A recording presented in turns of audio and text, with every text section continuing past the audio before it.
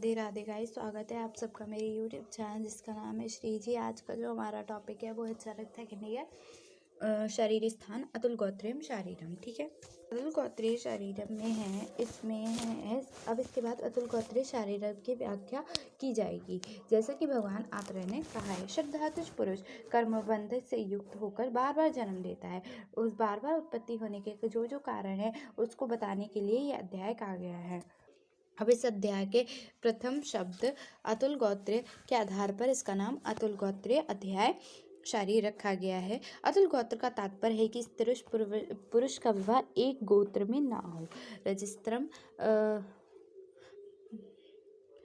ये रजस्त्राव के 3 दिन अवश्य ही जागृत है, अर्थात चतुर्दिन पे 12वां दिन तक समय रजशायंत से लिया जाता है। शुक्र विषयक प्रश्न। अतुल गोत्र स्थित उत्तर। अतुल गोत्र वाले पुरुष मैथुन के बाद गर्भ उत्पत्ति के लिए स्त्री की योनि में जो कुछ धारण कराता है उस पुरुष का शुक्र है। ऐसे वीर पुरुष कहते हैं वह शुक्र वायु अग्नि पृथ्वी और जल के उत्तम गुणों से युक्त होता है और इन्हीं गुणों से युक्त होकर ये 4 पाद वाला कहा जाता है और इस शुक्र की मधुरादि रस से उत्पत्ति होती है। शुक्र के चतुष्पाद और 6 रसों से उत्पन्न होता है। अतएव शुक्र को ही पंचभौतिक मानना चाहिए। पर पंचभौतिक सृष्टि में आकाश को 5वां महाभूत इसलिए माना जाता है कि वह व्यापक सर्वत्र अवश्य भावी है। वह क्रियाशाली हो या ना हो पर उसकी गणना अवश्य होती है। यहाँ रूप वाले से ही रूप की उत्पत्ति होती है। आकाश रूप रहित है, शेष 4 में रूप होता है, अतः 4 महाभूतों के पाद माना जाता है। गर्भ की विशेष 4 प्रश्न कौन से हैं? गर्भ समुदेह कैसे होता है, समय पर कैसे होता है, सुखपूर्वक कैसे होता है, बंध्या न होते हुए स्त्री देर से गर्भ की उदाहरण करती, गर्भ होकर कैसे नष्ट होता है। ये 5 प्रकार के प्रश्न किए गए हैं। संपूर्ण देह समय पर सुखपूर्वक कैसे होती है? शुक्र तब आत्मा गर्भाशय और ऋतुकाल की संपत्ति शुद्धता होती है। माता के हितकर आहार विहार द्वारा गर्भ का उचित रूप से उपचार होता है, तब गर्भ देह की परिपूर्ण होता है। सुखपूर्वक गर्भाशय में रहकर समय से पूर्व सुखपूर्वक बिना कष्ट से उत्पन्न होता है। बंध्या न होते हुए स्त्री देह से गर्भ के उदाहरण करती है। योनि में दोष होने से, मानसिक कष्ट होने से, शुक्रार्तव की दृष्टि होने से, उचित आहार विहार से, अकाल में संभोग करने से, रोग उत्पत्ति के कारण बल का क्षय हो जाने से, एक बार जिसे बच्चा उत्पन्न हो गया वैसे स्त्री का गर्भ धारण करती है। तात्पर्य ये है कि ऋतुकाल 12 दिन का होता है। 12 दिन के बाद संभोग करने से गर्भकाल नहीं होता। कहा जाता है कि दिन व्यतीते नियम संकुशते यथा दिनम व्यतीते नायत योनि संविश तथा। अर्थात आधुनिक मत से जहाँ शुक्र की संख्या बहुत अधिक होती है वह स्त्री बीज प्रत्येक मास में प्रायः एक ही पक्व होकर निकलता है। उस दिन को ओव्यूलेशन पीरियड कहते हैं। अगर इस समय शुक्र दृष्टि या स्त्री बीज का संयोग होता है तो वह गर्भाधान अन्य होगा, अन्यथा नहीं होगा। अतः स्त्री तथा पुरुष के सभी दोषों से संभव होने पर उपयुक्त संयोग के बाद अभाव में देर से संतान हो सकती है। और जब ये स्वस्थ होकर कहना ही क्या गर्भ होकर कैसे नष्ट हो जाता है, तो इसमें दुष्ट वायु के द्वारा आर्तव को रुका हुआ देखकर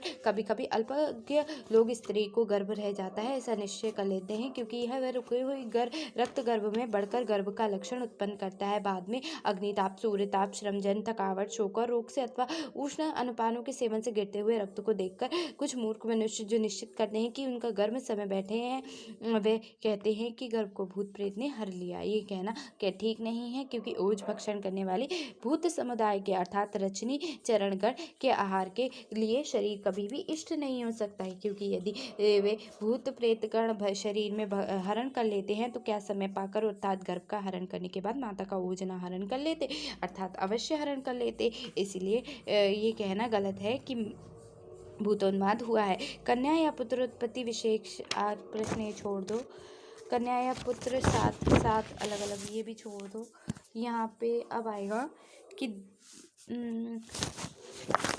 8 प्रकार के नपुंसक होने के विषय में 8 प्रश्न कौन कौन से? किस कारण से गर्भ विद्युत अर्थात स्त्री पुरुष के सिंह से युक्त होता है? पवनी इंद्रिय अर्थात जिनका इंद्रियों से मैथुन करते समय शुक्र न निकलते हुए केवल वायु निकलता है। संस्कार वाही बाजीकरण औषधियों से शरीर के संचारित करने के बाद मैथुन करने में शक्ति हो, अन्यथा नपुंसकता का अनुभव होता है। नरशंग पुरुष नपुंसक कैसे होता है? नारी शंड स्त्री नपुंसक कैसे होती है? वक्री कैसे होता है? और ईशक कैसे होता है? वाती षंड कैसे होता है? दुरुत्र क्यों होता है?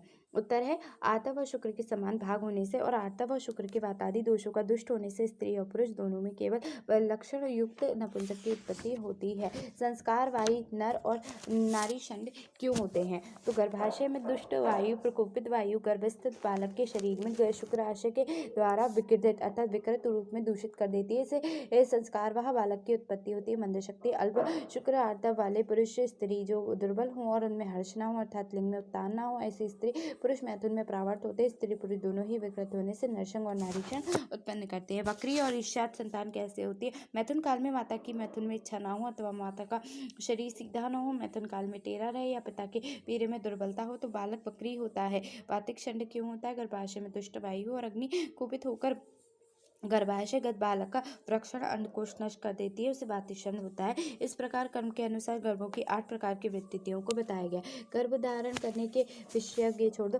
सप्तग्रहित गर्भिणी का क्या लक्षण है? बार बार तो इसमें श्लोक दे रखा है 23 निष्ठिविका गौरवम अंग साधक तंद्रा हर्षो हृदय व्यथा च तृप्तिश ब्रीज ग्रहणम चायुन्ना गर्भस्थे सद्यो अनुग्रत लिंगम अर्थात बार बार थूकाना, शरीर में भारीपन, अंगों में शिथिलता, तंद्रा ग्लानि, हृदय में व्यथा, तृप्ति, योनि द्वार बीज का अर्थात स्त्री बीज और शुक्राणु का गर्भाशय में ग्रहण कर लेना सद्ग्रथित गर्भ का लक्षण होता है। स्त्री कुक्षी में स्त्री पुरुष और नपुंसक के क्या लक्षण होते हैं? जो स्त्री सभी चेष्टाएं वाम भाग से करती है, जो पुरुष की इच्छा मैथुन के लिए करती है, जो स्वप्न में स्त्री स्नेह पदार्थों को प्राप्त करती है, जो स्त्री लिंग खाद्य और पेय पदार्थों में अपनी अधिक इच्छा प्रकट करती है, जो स्त्रियों की तरह संभाव और अन्य चेष्टाएं हाव भाव करती है। जिस स्त्री के वाम भाग में गर्भ के रहने से वाम कुक्षी में उभार प्रतीत होता है, गर्भ का आकार गोलाकार न होकर उधर गोलाई बिना लिए ना बड़ा हो, वाम स्तन में दूध प्रथम उत्पन्न हो, तब वह स्त्री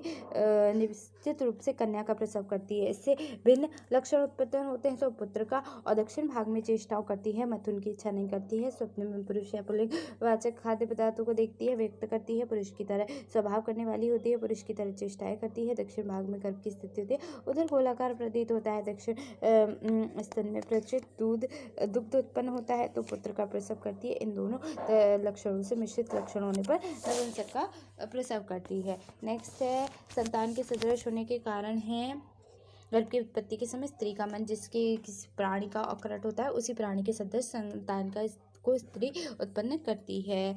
नेक्स्ट है, बाकी इसमें कुछ भी इम्पोर्टेंट नहीं है, लास्ट में इम्पोर्टेंट है कि शारीरिक और मानसिक दोष। श्लोक नंबर 43 है सत्वाश्रित व द्वेदा युक्त पूर्वे गदेक्ष प्रतिक्रिया नियत्य जिते इंद्रिय नानुत पतंति रोगा स्थित कालम युक्तम यदि नासती देवम अर्थात शारीरिक और मानसिक दोष इन दोनों रोगों का पूर्वत आश्रय शरीर में रोग उत्पन्न होने के पूर्व ही उनका प्रतिष्ठित करना होता है।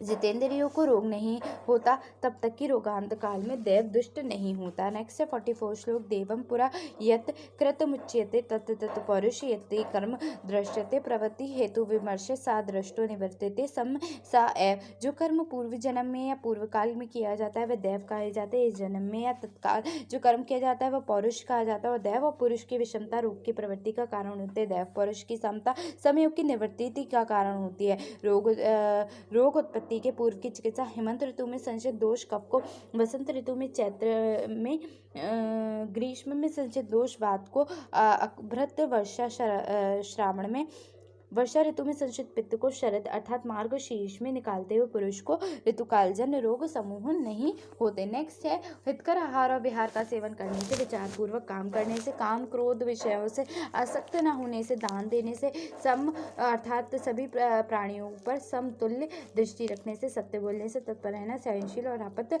पुरुषों की सेवा करने से मनुष्य रोग रहित रहता है। सुख देने वाली मति, सुखपूर्वक वचन और सुखपूर्वक कर्म अधीन मन, शुद्ध पाप रहित बुद्धि जिनके पास है और ज्ञान प्राप्त करके तपस्या करने से योग सिद्ध करने में तत्पर रहते हैं, उन्हें शारीरिक और मानसिक कोई भी रोग नहीं होता। यहाँ पे ये चैप्टर खत्म हो गया, अतुल गोत्रीय अध्याय। ठीक है, बाकी का जो है इसमें वो इतना इंपॉर्टेंट नहीं है इसलिए मैंने छोड़ दिया। इंपॉर्टेंट क्वेश्चन मैंने कवर करवा दिए। ठीक है, बाकी ये जो अतुल गोत्रीय अध्याय है ये है तो 3rd ईयर का टॉपिक। ठीक है, अच्छे से 3rd ईयर में पढ़ाया जाएगा। ठीक है, तो मतलब इस चैप्टर के नाम से नहीं है, वहाँ पे एक सब्जेक्ट है गायने का, उसमें है। ठीक है, तो थैंक